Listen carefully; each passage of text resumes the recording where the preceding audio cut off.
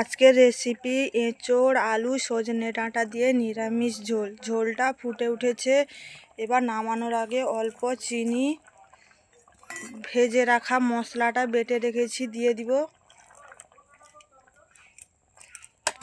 ভেজে রাখা মশলাটা দিয়ে দিয়েছি। অল্প ঘি দিয়ে নামিয়ে নেব।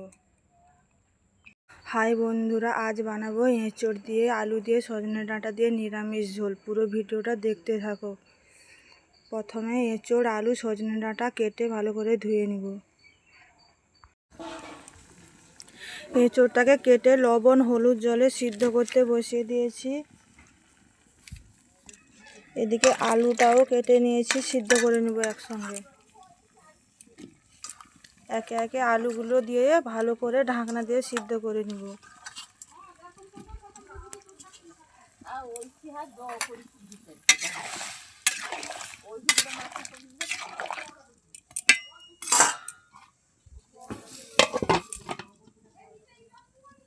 এঁচোড় আলু সিদ্ধ হতে থাক, এদিকে শিলনোড়ায় মশলাটা বেটে নিব।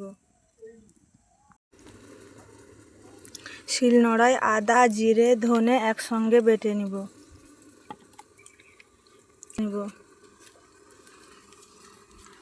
এদিকে কড়াইয়ে এঁচোড়টা সিদ্ধ হচ্ছে, ভালো করে নাড়াচাড়া করে নিব।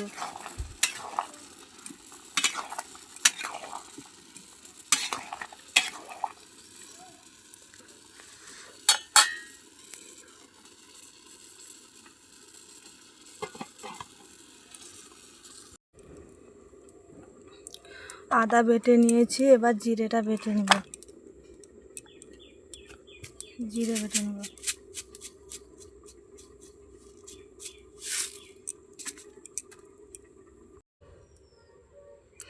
জিরেটাও বেটে নিয়েছি।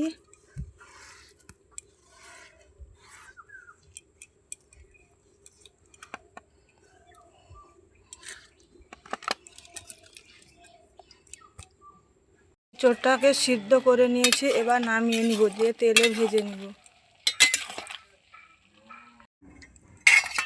শুকনো খোলায় এলাচ লবঙ্গ দারচিনি গোটা জিরে ভেজে নিয়েছি, এবার ঢেলে নেব। ভাজা মশলাটা ঢেলে নিয়েছি। এদিকে আলু আর এঁচোড়টা তেলে ভেজে নিব। কড়াই বসিয়ে দিয়েছি উনানে।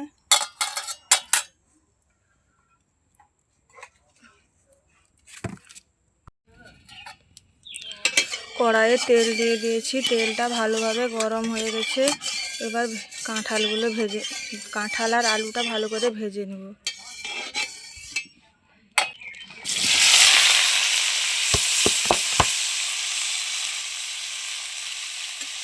ভালো করে লাল লাল করে ভেজে নিতে হবে। এঁচোড় আর আলু 50% ভাজা করে নিয়েছি, আর 30% ভাজা করে নেব। মোট 70% ভাজা করে নেব। এঁচোড় আলু ভাজা হয়েছে, নামিয়ে নিব। তারপর সজনে ডাঁটাটা ভেজে নিব। সজনে ডাঁটা লবণ হলুদ দিয়ে ভেজে নিয়েছি। এদিকে কড়াইয়ে তেল গরম হয়ে গেছে, চিনি দিয়ে দেবো রঙের জন্য। চিনিটা ক্যারামেলাইজড হয়ে গেলে আদা জিরে টমেটো বাটা দিয়ে দেব। জিরে আদা টমেটো কুচি সব দিয়ে দিব একে একে করে।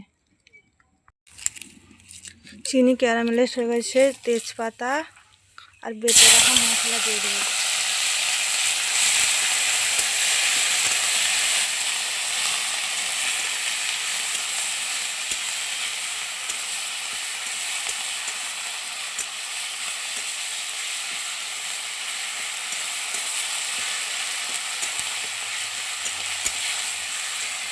মশলাটা অল্প অল্প জল দিয়ে ভালো করে কষিয়ে নেব। লবণ আর হলুদ দেব।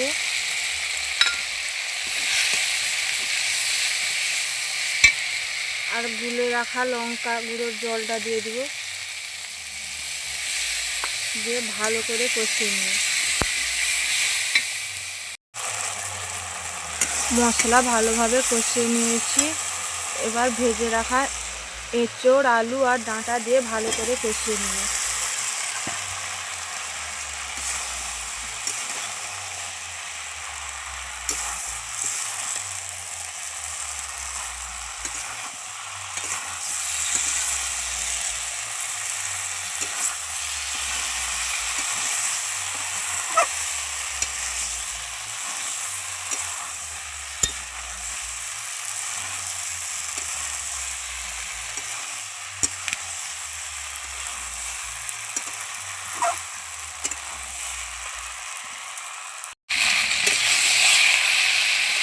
এঁচড় ভালোভাবে কষানো হয়ে গেছে, এবার জল দিয়ে দিব, উষ্ণ উষ্ণ গরম জল।